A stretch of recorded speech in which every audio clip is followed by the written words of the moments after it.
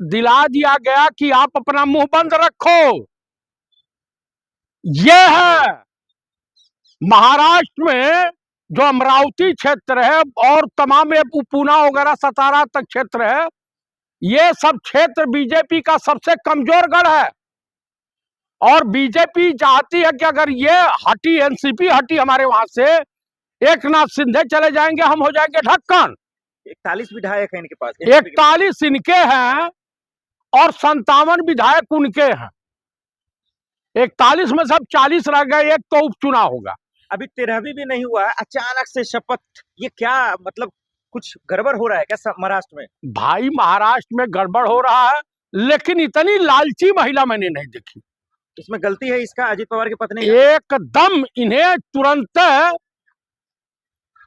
जो है उसको छोड़ देना चाहिए। हाँ, मतलब कुर्सी को लात मार देना चाहिए, लात मार देना चाहिए, तब ये अच्छी गृहिणी, अच्छी पत्नी अपने पति के प्रति सच्ची श्रद्धांजलि होती। शरद पवार भी यही कह रहे हैं, तो जल्दबाजी क्यों है भाई? हमसे पूछा भी नहीं गया, हमसे मशवरा भी नहीं लिया गया शपथ पत्र को लेकर। भाई जब अलग हो गए तो आप हमारे लगते क्या है? आप मानते रहिए कि आपके बेटे समान थे, आपने उनको पाला पोसा था, आपने राजनीति में उंगली पकड़ के चलना सिखाया था, वो सब कुछ ठीक है। आपको तो पीड़ा होगी क्योंकि आपकी घर की औलाद थी, लेकिन इनको पीड़ा क्या होगी? ये तो दूसरे घर से आई। बीजेपी को कौन ऐसा डर था? कौन सी फाइल खुलने वाली थी जो इसका अजीत दादाजी चर्चा किए हुए थे पहले? अजीत दादा सिंचाई विभाग के मंत्री थे। उसी वक्त जो है एक फाइल आई थी जिसमें 200 करोड़ का बजट था। बीजेपी के लोगों ने कहा कि 100 करोड़ हमारा हिस्सा इसमें रख दीजिए, 300 करोड़ बजट हुआ। और 10 करोड़ अफसरों का और कर्मचारियों का कमीशन, 310 करोड़ का बजट हुआ और 300 इन्होंने पास नहीं किया। उसके बाद तमाम खेल बीजेपी की वो जानते थे। सबसे बड़ी बात थी कि ये बंदा कभी आरएसएस मुख्यालय माथा टेकने नहीं गया। तो कुल मिलाकर के इस आदमी के अंदर कुछ न कुछ बचा हुआ था। जो बीजेपी कह रही थी कल तक कि भ्रष्टाचारी है, जेल में चक्की पीसिंग और इनके वहां गया, तो तमाम तरह से धुल गए। और अंतोगत्वा इन्हीं के दल के साथ डिप्टी सीएम रहते हुए इनके साथ इस तरह की घटना घट गई। मोदी जी खुद कह रहे थे भ्रष्टाचारी थे जब बीजेपी में नहीं थे तब अजीत। हाँ, तो जब तक बीजेपी में हेमंत बिस्वा शर्मा नहीं थे तो उनके लिए भी तमाम कुछ निकला। अब बीजेपी के हो गए, उसके बाद नारायण राणे, तमाम ऐसे प्रमाण है। एक बंगाल वाला है जो कोयले की दलाली करता है, शुभेंदु अधिकारी। तो तमाम तरह के इस तरह के लोग हैं। आप बताइए, मुझे कांग्रेस से बड़ी नाराजगी ये है कि आपने सबसे ज्यादा दिन सत्ता किया, हिंदुस्तान को आप लूट नहीं कर पाए, और बीजेपी ने 11-12 साल में हिंदुस्तान को लूट लिया। अजीत पवार के निधन का जिम्मेदार कौन है? ये भारत सरकार और वहाँ का मुख्यमंत्री देवेंद्र फडणवीस, महाराष्ट्र। देवेंद्र फडणवीस को इस्तीफा दे देना चाहिए जिस तरह से घटना हो रहा है। अरे वो बेशरम आदमी इस्तीफा नहीं देगा, वो फर्जी का ब्राह्मण बना घूम रहा है। एकनाथ शिंदे को भी छोड़ देना चाहिए इन लोगों का। एकनाथ शिंदे के जाए तो जाए किधर?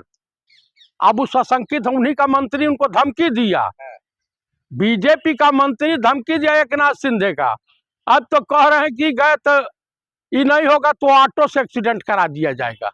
ऐसी चर्चाएं हैं मार्केट में। महाराष्ट्र की सियासत में कुछ ठीक नहीं चल रहा है। महाराष्ट्र की ही नहीं, हिंदुस्तान की सियासत में मैं विपक्ष के तमाम नेताओं से, अखिलेश जी, ममता दीदी और तमाम नेताओं से अनुरोध करूंगा कि कृपया अपनी सुरक्षा स्वयं करें, रात में न निकलें, प्लेन हवाई जहाज से किसी को बता के न जाएं।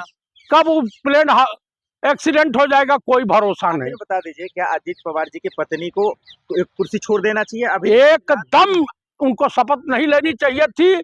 उन्होंने ले करके अपने बच्चों के भविष्य के साथ खिलवाड़ कर दिया। अभी भी वक्त कुर्सी छोड़ दे, अभी भी लात मार करके वो एकदम घर वापस आ जाए। राज्यसभा है ना आप, तो क्या दिक्कत है कि कौन सी लालच है आपको? लालच नहीं होनी चाहिए, लालच ही पतन का घर जरिया होता। कहावत है ना, काका हाथरसी ने कहा है कि आवश्यकता से ज्यादा जब बढ़ती दौलत की भूख तो समझ लो कि आ गए सत्य, घर में सत्यानाश। तो यही कहानी महाराष्ट्र में और तमाम राजनीतिक गलियारों में घूम रही है। आप खुद देख लीजिए कि दो भाई थे और दोनों अलग हुए आरजेडी के। आरजेडी की दशा देख लीजिए। अब आप आ जाइए कि शिवपाल जी अलग हुए थे तो अखिल मतलब सपा की हालत। तो अभी उनके एक भाई हैं बयान बहादुर, नाम है प्रतीक यादव, और उनकी पत्नी अर्पणा यादव भाजपा में। अरे गजबे का खेला है। हमारे महाराष्ट्र में कुछ उलटफेर देखने को मिलेगा? देखिए अभी नहीं, हो सकता है कि उलटफेर देखने को मिले। बीएमसी चुनाव से भी शिंदे भी नाराज चल रहे हैं, इधर उद्धव, संजय राउत सब कुछ ना कुछ कह रहा है आदित्य ठाकरे की भाई कुछ भी हो सकता है। नहीं, कुछ हो सकता है लेकिन अभी दूर तक होने की संभावना नहीं है। भाई कौन आदमी ऐसा होगा, कौन नेता ऐसा होगा कि सनातन धर्म की महिलाओं को और हिंदुस्तान की महिलाओं को, कि अभी पति के चिता की आग ठंडी भी नहीं हुई है और इनको कुर्सी की लालच ने इतना तोड़ मटोड़ दिया। जबकि शरद पवार साहब नाराजगी जताते हुए बोला कि क्या जल्दी थी, अभी चिते की आग ठंडी नहीं हुई है। इससे पहले वो वीडियो दिखाई गई है, उन्होंने जो पब्लिक डोमेन में भी है, कि जब शरद पवार जी के वहां बैठ करके इनके पति स्वर्गीय अजीत पवार ने कहा था कि हम फरवरी में अपनी पार्टी का विलय चाचा की पार्टी में कर देंगे, फिर पुरानी तरह से हम लोग मजबूती से महाराष्ट्र में अपनी राजनीति करेंगे।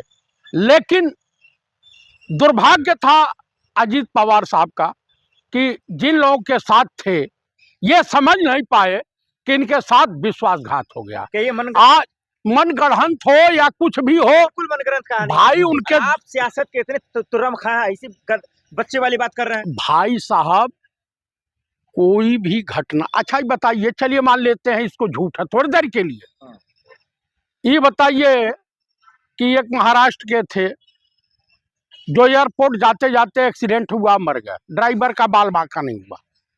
उसके बाद बिपिन रावत सीरियस थे, उनका प्लेन हाईजैक मतलब जो है क्रैश हुआ, हेलीकॉप्टर, वो भी अल्लाह को प्यारे हो गए। आप मुझे बताइए विजय रूपाणी साहब के साथ और लोग काफी लोग मार दिए गए। अहमदाबाद सुबहान बड़ा अहमदाबाद में धराशायी हो गया। उसके बाद हरण पांड्या, पहले गोपीनाथ मुंडे, ये तमाम संयोग है या प्रयोग? मतलब प्लेन क्रैश पे आपको शक है? मुझे ही नहीं, हिंदुस्तान में जितने भी राजनीति करने वाले हैं उनको इस बात की चिंता सता रही है। सबसे बड़ी बात है कि सबसे ज्यादा दयनीय स्थिति में अगर इस वक्त कोई है तो 3 लोग हैं मात्र, एकनाथ शिंदे, चंद्रबाबू नायडू और नीतीश कुमार। कि भैया अगर हम भी कहीं कुछ गड़बड़ झाला किए तो पता चलेगा हेलीकॉप्टर क्रैश होगा या मोटर दुर्घटनाग्रस्त होगा और एक्सीडेंट मोड़ दे दिया जाएगा। अजीत पवार आप मुझे नहीं मुझे बताइए, बलिया के सांसद सनातन पांडे जी हैं, सपा के। बंगाल की मुख्यमंत्री हैं सुश्री ममता बनर्जी जी, बंगाल की हैं। उन्होंने कहा कि पुलवामा, पहलगांव, उरी, पठानकोट, दिल्ली का बम ब्लास्ट बीजेपी कराई।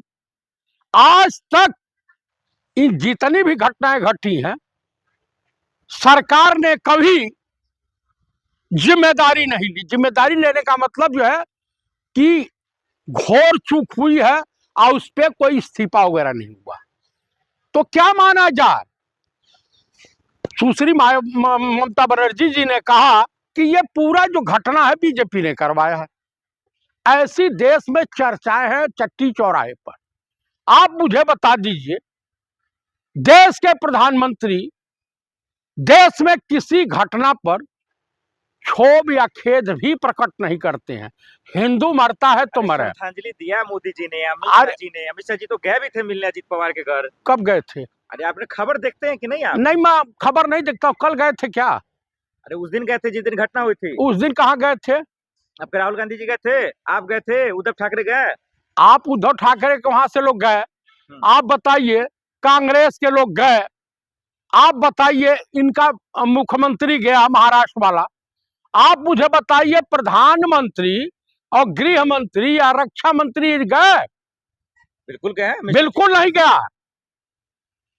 एक दिन पहले गुजरात में थे, कल आसाम में थे।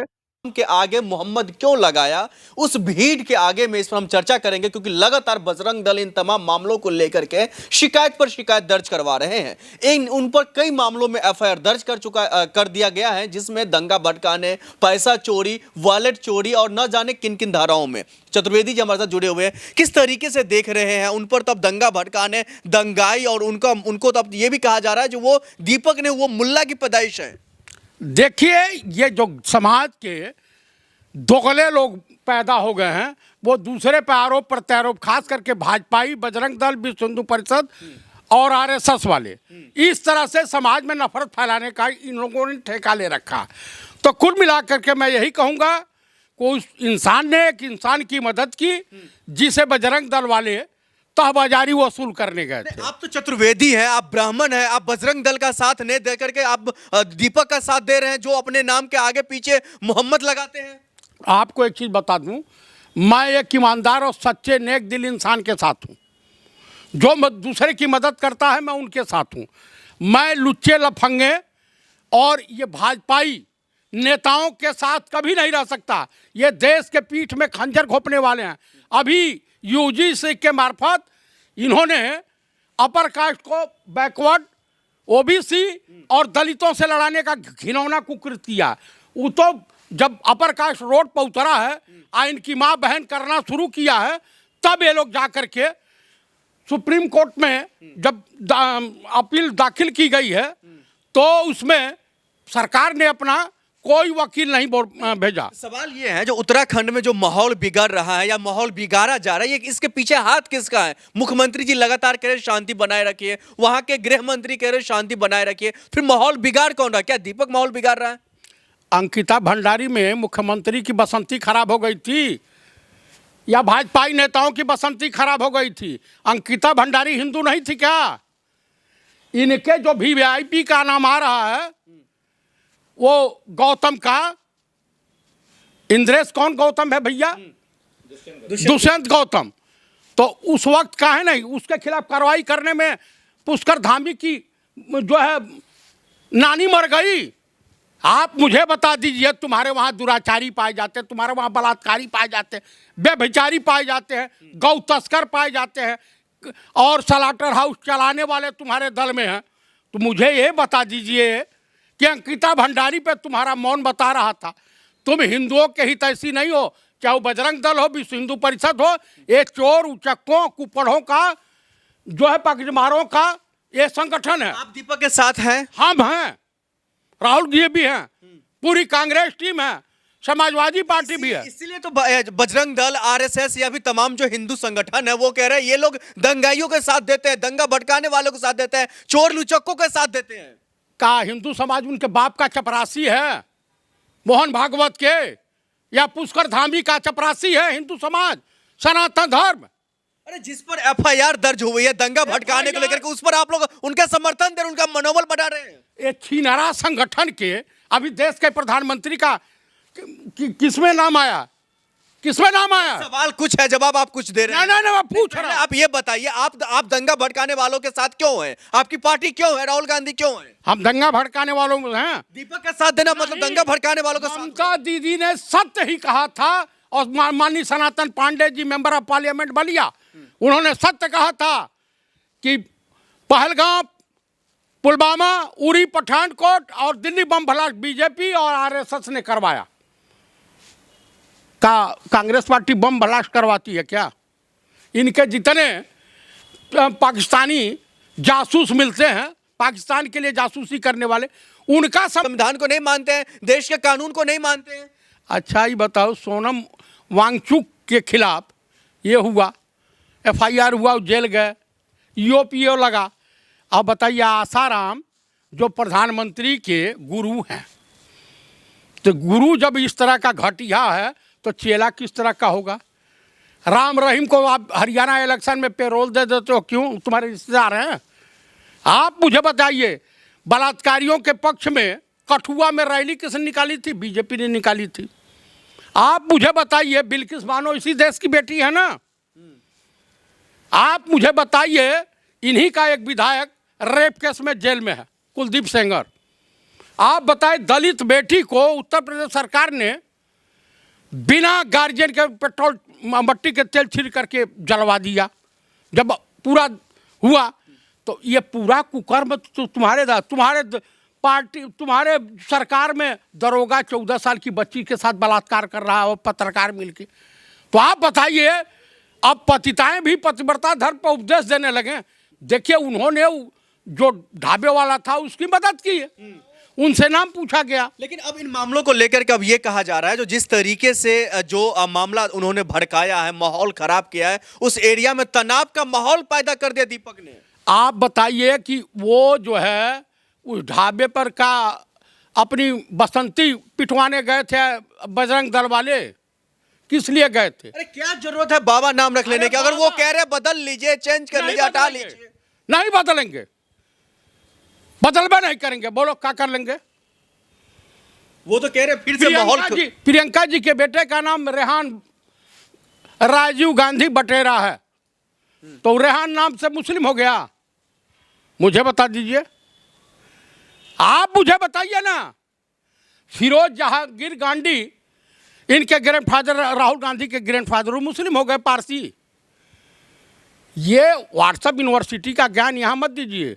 और इस बार रूरल एरिया में बजरंग दल वाले चले गए ना, खास करके यूपी इलेक्शन में, तो आप शरीर की क्या दशा होगी ये खुद समझेंगे। कह रहे दीपक को अब कभी भी किसी वक्त गिरफ्तार कर लिया जा सकता है। उनको ना, ये कायर जब सत्ता से बाहर होते हैं तो पिछवाड़ा खोल के दिखा देते हैं। काहे? इमरजेंसी में तो देश के माननीय प्रधानमंत्री राजा बाबू। आप बताइए, कांग्रेस की सरकार में चाय बेचने वाला पीएम हो जाता है, और बीजेपी की सरकार में इंजीनियरिंग किया हुआ, आईआईटी आईएम किया हुआ, बूट पॉलिश कर रहा है और चाय पकौड़े बेच रहा है। यही तो है। उनको बचाएंगे कौन? जेल जाने से कौन बचा सकता है? भाई साहब, संविधान से ऊपर तो नहीं। इस देश की न्यायपालिका बचाएगी, समझ गए? हाँ, लेकिन आप लगातार कह रहे इस देश की न्यायपालिका उसको बचाएगी। इन मामलों को लेकर के मामला गंभीर हो रहा है, मामला तनाव का है, मामला जो है दंगा भड़काने का है। किसने कह दिया दंगा भड़काए? अरे संविधान, वहां के पुलिस प्रशासन साफ साफ कह रही है, एफआईआर दर्ज हुई है। एफआईआर दर्ज होते रहती है, तमाम लोगों पे एफआईआर झूठी दर्ज होती है। अगर उन पुलिस वालों के खिलाफ इंक्वायरी हो जाए, वो सूली संगठन के खिलाफ, तो अपने आप पे पोल पट्टी खुल जाएगी। जो बजरंग दल वहां पर जाकर के, उनके कार्यकर्ता वहां पर जाकर के माहौल खराब किया, तो फिर पुलिस उनके खिलाफ क्यों नहीं एक्शन ले रही? अभी एक वायरल हो रहा है वीडियो, एक इंस्पेक्टर अपने कप्तान से कह रहा है कि साहब बीजेपी वाले आए हैं, धरना प्रदर्शन का बम भी साथ में लाए हैं, फोर्स भेजिए। तो यही तो है बीजेपी की स्थिति और बजरंग दल का, विश्व हिंदू परिषद। कल सत्ता चेंज हो जाए, परसों से दिखाई नहीं देंगे जितने ये हैं बजरंग दल वाले। हाँ, दिखाई नहीं देंगे। कर्नाटक में भी नहीं दिखाई दे रहे थे। हाँ, तो पड़ी है ना लाठी, और वहाँ भी तेलंगाना भी बैन करने की बात की थी कांग्रेस ने, कहाँ बैन हुआ? बैन हो जाएगा, अभी आ रहा इसी सत्र में बैन हो जाएगा इनके ऊपर। कर्नाटक में दिखाई नहीं देंगे, और जठपना करेंगे तो पुलिस मार करके तोड़ देगी। कन्नड़ पुलिस है, ठीक है। देश के शांति माहौल को, आपसी भाईचारे को लोग खराब करना चाहेंगे तो हिंदुआ खुद निपट लेगा इन लोगों से। ठीक। अजीत पवार के निधन के बाद जिस तरीके से एनसीपी के अंदर और जिस तरीके से सुनेत्रा परिवार का इस्तेमाल किया गया, जिस तरीके से उनके विधायकों का इस्तेमाल किया गया, या फिर यूं कहें कि जिस काला सच को छुपाया गया, जिस फाइल को जो है पर्दे के पीछे डाला गया, या फिर उनको जलाकर खाक कर दिया गया, या फिर यूं कहें कि प्लेन क्रैश में बम से उड़ा दिया गया, जिस तरीके से चश्मदीद के बयान आ रहे हैं, जिस तरीके से सवाल उठ रहे हैं, चाहे वो संजय राउत हो या शरद पवार हो या फिर आदित्य ठाकरे या उद्धव ठाकरे या फिर महाराष्ट्र की सियासत में तमाम तमाम वो विपक्ष की आवाज़ जो जांच की ओर इशारा कर रहे हैं, प्लेन क्रैश में तमाम तरीके के शक पैदा कर रहे हैं, वो कहीं ना कहीं महाराष्ट्र की राजनीति में परेशानी इसलिए पैदा कर रहे हैं क्योंकि हर कोई सवाल ये पूछ रहा है कि इतनी जल्दी निधन हुआ और उसके इतनी ही जल्दी में आखिर क्यों उन्हें डिप्टी सीएम बना दिया गया, उन्हें क्यों कुर्सी सौंप दिया गया। क्या कोई ऐसी सच्चाई छुपाना चाहती है जो एनसीपी के पास है, उनके विधायकों के पास है, उनके परिवार के पास है। इसीलिए उदित राज से लेकर पूरी तरह से शरद पवार कह रहे हैं कि इतनी जल्दी क्यों, ये सवाल पूछा जा रहा है। और मेरा सीधा सा सवाल यही है, प्लेन क्रैश के बाद तक कई लोगों ने तरह तरह के सवाल खड़े किए, जो सिस्टम से सवाल पूछ रहा है, जो मोदी जी अमित शाह जी से सवाल पूछ रहा है, सीएम देवेंद्र फडणवीस और शिंदे से सवाल पूछ रहा है, इसका जवाब आखिर कौन देगा। सरकार गिरे या ना गिरे, विधायक इधर जाए या उधर जाए, वो एक अलग बात है, लेकिन किसी की जान गई है, किसी की हत्या हुई है, उसका कम से कम जो है जांच तो होना ही चाहिए। कम से कम उसकी असली सच लोगों को पता तो आना चाहिए कि एक खुदा की तरफ से अगर कोई मुसीबत आए तो एक अलग बात है, लेकिन जिसको जिम्मेदारी आपने दिया वो अगर कहर ढाने लगे तो उनका तो इलाज होना चाहिए। और महाराष्ट्र में अगर ऐसा नहीं होता तो ये अफसोस की बात है, क्योंकि लोगों की जानें इतनी आसान कर दी गई हैं मौत के रूप में, जो हम और आप देख रहे हैं। कभी प्लेन क्रैश होता है, कभी भगदड़ होता है, कभी न्यू दिल्ली स्टेशन पे होता है, कभी महाकुंभ में होता है, और कभी फ्लाइट के माध्यम से जो है क्रैश करवा दिया जाता है। तो ये बड़ा सवाल है, क्या इन तमाम चीज़ों का बदला सुनित्रा परिवार जी ले पाएंगे। शरद पवार लगातार जो है इशारा कर रहे हैं वो शामिल ना होकर शपथ ग्रहण में, तो अब देखना पड़ेगा कि महाराष्ट्र की सियासत में क्या होता है और अजीत पवार जी के निधन का जो असली सच है प्लेन क्रैश का, क्या वो हम सबके सामने आ पाएगा।